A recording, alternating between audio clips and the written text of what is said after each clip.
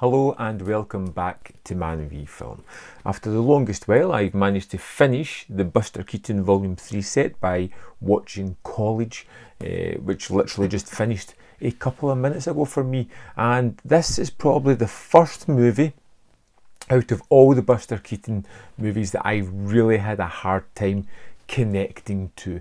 The story is fairly simple. We have Buster Keaton as a college student at the start of this. He's just finished high school, he's graduated, he's a very academic character, and this world seems to be populated by athletic people, and he is marginalised because he is different from everybody else.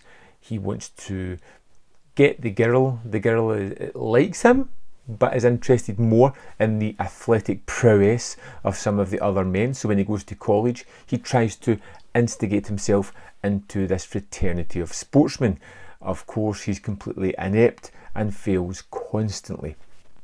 And this is where it became a very much a rinse and repeat storyline for the bulk of the movie. He's just trying to do various sportsman activities and failing miserably.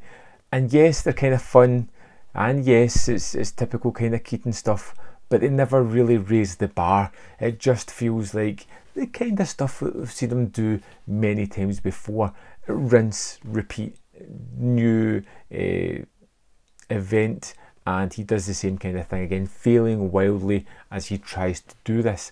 And although it does have that kind of fun factor, it becomes a little bit just repetitive and never really breaks that mould. Now, as the movie went on and we ramped towards the finale of this one, you get a good idea of the sort of three main characters. There is, of course, Keaton's character. There is the love interest, who is pretty okay, and then there is the antagonist, the typical jock sports guy who is going to rile our main character and become a little bit nefarious near the end of it, just because we need to get that conclusion where we get Keaton's character versus this big joke in a manner of terms as they butt heads.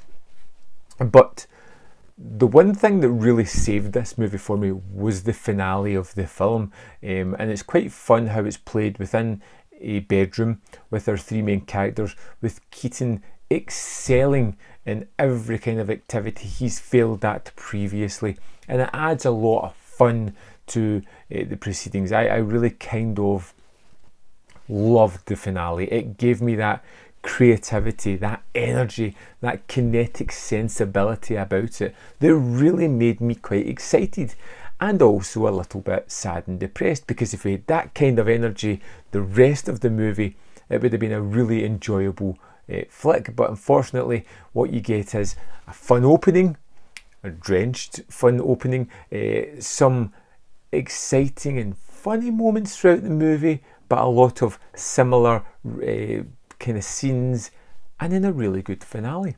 Now, this one doesn't really have any big standout sequences like we've seen in some of his other movies, like Seven Chances or things like that, where he's being chased by hordes of people and it becomes more and more elaborate. This is a more subdued and low-key and sort of controlled performance.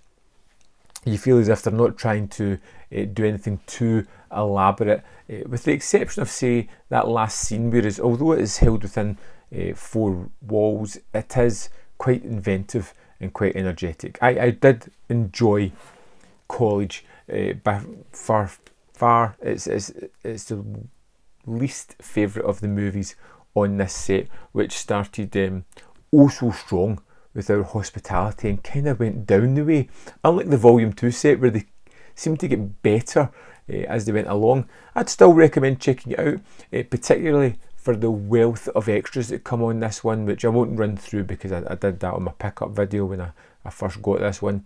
It's got a ridiculous amount of important and pertinent extras on this one that I think make it an essential purchase. And I'd love to know your thoughts on College. Let me know in the comment box below, and I'll see you next time on Man v Film.